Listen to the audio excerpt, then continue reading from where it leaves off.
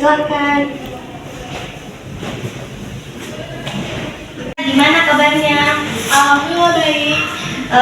Kesini dengan siapa? Sendiri, Naik apa? naik motor. Mbak Lisa tahu konseling individual ini dari siapa? Dari temen. Apakah Mbak Lisa udah tahu apa itu konseling individual? Belum. Baiklah, kalau Mbak Lisa belum tahu, saya akan menjelaskan apa itu konseling individual ya Mbak. Jadi Mbak, konseling individual adalah proses bantuan yang diberikan oleh konselornya, yaitu saya, kepada klien, yaitu kliennya Mbak Lisa secara face to face. Tujuannya adalah untuk mengentaskan suatu permasalahan. Adapun tujuan lainnya adalah memandirikan klien.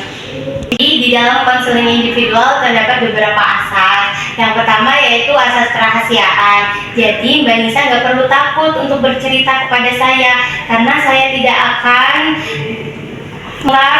permasalahan Mbak Nisa, karena saya sudah disumpah konselor. Yang kedua yaitu kesukarelaan. Gimana? Apakah Mbak sukarela datang ke sini? Iya, sukarela. Jadi Mbak harus bercerita dengan sukarela kepada saya. Saya juga mendengarkan dengan sukarela cerita Mbak. Yang ketiga yaitu asas keterbukaan, di mana Mbak Nisa harus terbuka bercerita kepada saya. Yang terakhir adalah asas kemandirian.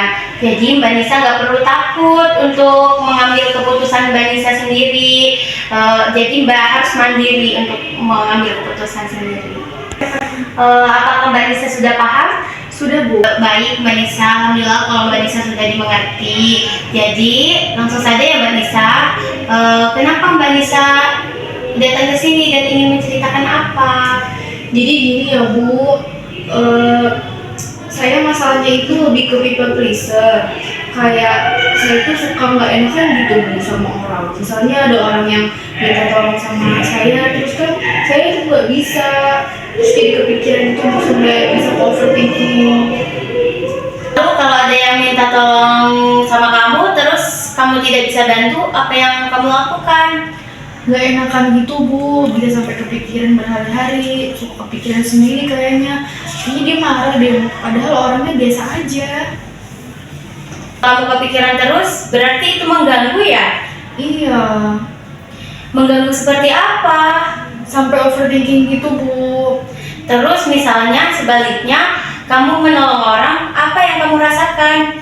Perasaan aku puas Bu, tapi ada beberapa masih keganggu juga, kayak dia merasa puas atau enggak sama bantuan aku gitu Bu. Karena misalnya ada yang minta tolong tapi aku nggak mampu, tapi aku berusaha supaya bisa. Kadang kalau ada yang minta tolong kamu, lebih mementingkan orang atau diri kamu sendiri? Orang Bu. Sengaja mengerti kamu gitu? Iya Bu, jadi aku tuh kepikiran. Kalau kamu membayangkan masalah kamu ini bisa teratasi, seperti rasa tidak enakan kamu ini bisa kamu kesampingkan dan kamu lebih mementingkan diri kamu sendiri. Kira-kira gimana perasaan kamu? Tenang, mungkin aku akan bisa lebih fokus sama diri aku. Menurut kamu dengan perilaku apa sehingga kamu bisa mengatasi masalah kamu ini? Belum tahu ya Bu, belum kepikiran gitu sampai sana. Yang kamu alami selama people pleasure ini, selain tertekan, overthinking, tidak dikawani, apalagi? Sejauh ini nggak ada sih Bu, hanya kepikiran aja, itu yang terus mengganggu dan jadi gangguan yang berlebihan buat aku. Berarti masalah di pikiran aja. Kalau tindakan orang lain secara nyata sama kamu, ada nggak? Cuma gini sih Bu, tiba-tiba ada yang melempar aku kayak gertakan gitu Bu. Paling sih kayak tindakan bukti nyata yang aku alami. Sebelum ini kamu langsung ada gangguan seperti ini atau ada penyebabnya? Sebelumnya aku sudah tahu sih kalau ini itu trauma, tapi kayak aku tuh nggak terlalu mikirin gitu. Dan ini kan dari SD ya Bu. Jadi pas SD tuh aku udah ada masalah sama perkawanan gitu. Aku pernah dibully Bu. Mungkin itu salah satu faktor penyebabnya, karena SD itu rentan loh. Di pikiran anak-anak SD itu sangat rentan untuk terpengaruh hal-hal seperti itu. Kayak seakan-akan kenapa sih aku dijauhin, aku dimusuhin. Jadi kita tuh berpikir untuk melakukan yang baik saja buat orang lain supaya bisa menyenangkan mereka dan menerima keberadaan kita kan. Sebenarnya menjadi diri sendiri itu tidak salah. Menurut kamu, apakah kamu sudah mencintai diri kamu sendiri? Belum, Bu. Kenapa belum? Karena aku lebih belum bersyukur sih, Bu. Aku selalu membandingkan diri aku sama orang lain. Seperti kok aku nggak kayak dia ya, aku nggak bisa jadi diri dia. Aku merasa masih banyak yang kurang dari diri aku, tapi belum ada usaha untuk maju seperti orang lain gitu, Bu. Kamu suka apa? Bisa main musik? Enggak, Bu, cuma kayak nyanyi aja.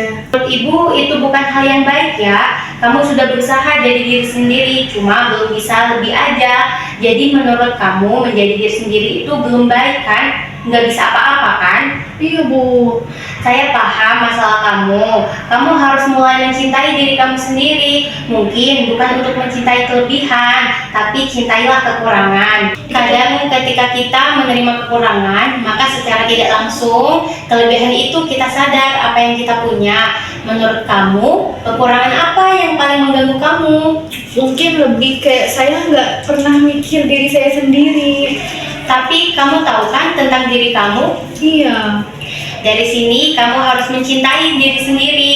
Kamu cari tahu kamu suka apa, kamu mau apa, hobi kamu apa. Kamu harus memulai dari hal-hal kecil, sedikit demi sedikit. Kamu belajar pahami diri kamu. Kamu mulai aja dulu dari hal-hal yang kecil, bertahap saja. Kamu cari bidang kamu tekuni dan kamu tahu bagaimana mencintai apa yang kita suka. Tidak mesti satu hal dilakukan, bertahap ya Nisa. Apa yang kamu pikirkan sekarang setelah berbincangan kita? Mungkin harus lebih terbuka lagi ya, Bu. Iya, intinya kamu harus belajar mencintai diri kamu sendiri. Jangan merugikan diri sendiri aja. Poinnya itu. Love yourself. Baiklah, karena kita dibatasi oleh waktu, mungkin sampai sini dulu perbincangan kita. Saran, kamu harus lebih terbuka sama diri kamu sendiri. Itu saja. Terima kasih Anissa. Terima kasih, Bu. Hari ini, mari kita mengucapkan hamdalah. Alhamdulillah, amin. Ini berdiri.